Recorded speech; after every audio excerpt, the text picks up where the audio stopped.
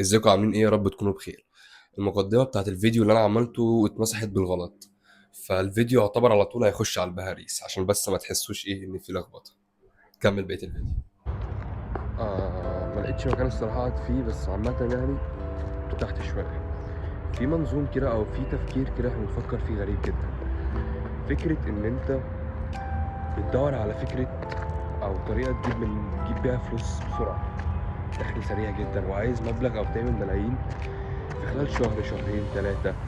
بتدور على أي طريقة تجيب لك فيها أول مليون في أول شهر. طيب الطريقة دي أنت بتفضل مستنيها 5 سنين. أنت معتقد إن هي الناس الأغنياء أو الناس اللي عملوا الفلوس دي في طريقة سحرية أو في حاجة سحرية هم عرفوها وأنت لسه معرفتهاش، مع إن مفيش الكلام ده. هو كله بيبقى عقلية وتفكير وصبر.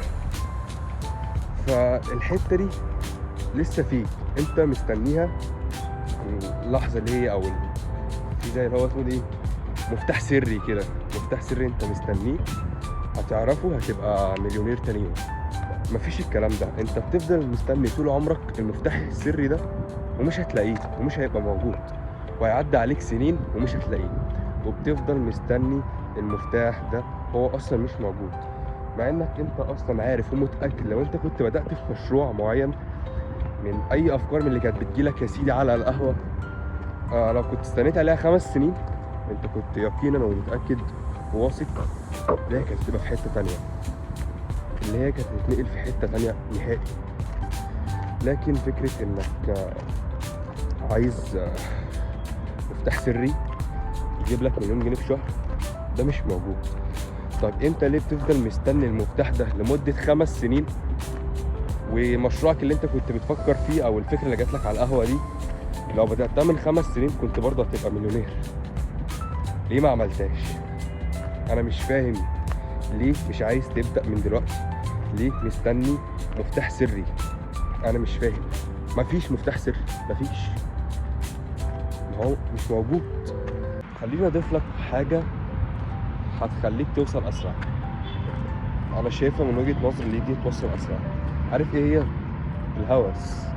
انك تبقى مهووس ايا كان بقى انت كان نفسك تعمل ايه او بتحلم بايه. انت لو مش مهووس انت مش هتوصل. دي من وجهة نظري. هديك مثال على الهوس ده او قصة. كان في شخص في يوم من الأيام كان عايز ينجح. قابل راجل بالصدفة في الشارع. الراجل ده وقفه، قال له يا ابني أنت مش عايز تنجح؟ قال له آه عايز أنجح. قال له طب بقول لك إيه، قابلني بكرة عند الشط الساعة 6 الصبح. قال له اشمعنى 6 الصبح؟ قال له أنت مش عايز تنجح؟ قال له آه. قال له يبقى قابلني بكرة على الشط على الساعة 6 الصبح. قال له خلاص ماشي. الواد ما يعرفوش والراجل غريب، واحد وقفه في الشارع. هو كده كده عايز ينجح، هو مش خسران حاجة، كده كده فاهمني. راح له فاده ما فادهوش، مش خسران حاجة. المهم الواد راح. بعد ما راح له استنى الراجل، لا الراجل دي داخل عليه. الراجل قال له انت مش عايز تنجح؟ قال له ايوه. قال له خش المايه. قال له انت مجنون؟ ايه انا جاي عشان تتكلم معايا تقول لي اعمل ايه او ايه الخطة او ايه المفتاح او ايه السر او ايه الطريقة؟ فقال له انت مش عايز تنجح؟ قال له اه. قال له خش المايه. الراجل دخل المايه. بعد ما دخل المايه قال له ها كده تمام؟ قال له خش المايه تاني. الواد بقى قال له ده الراجل شكله تعبان، بس اخده على قد عقله لحد ما نشوف اخرتها. دخل المايه لحد ما المايه بقت لحد يعتبر زوره كده. الراجل كان معاه فقال له ها وبعدين انا عايز انجح. قال له مش عايز انت، مش انت عايز تنجح؟ قال له اه. قال له خش اكتر. دخل اكتر. الواد خلاص بقى مش طايق الارض وبيعوم برجله. الراجل اللي كان معاه مسك راسه وغرقه. فضل مغرقه يعني فترة محترمة يعني، لحد ما الواد خلاص نفسه اتقطع، خلاص هيجيب أجله. الراجل طلع بقى، الواد طلع وايه وبينهج كده بيقول له انت مجنون، وبيزعق فيه بيقول له انت كنت هتموتني، انت كنت هتغرقني، انت اكيد مش طبيعي، انت في مخك حاجة. وقعد يهزقوا بقى واتخانقوا مع بعض وشدوا مع بعض. قال له انت مش عايز تنجح؟ وقال له ايه ده علاقته بالنجاح؟ قال له شفت الاحساس اللي انت وانت تحت الميه؟ قال له ماله؟ قال له الدرجه، يعني الاحساس اللي انت كنت محتاج فيه ذره الهوا دي.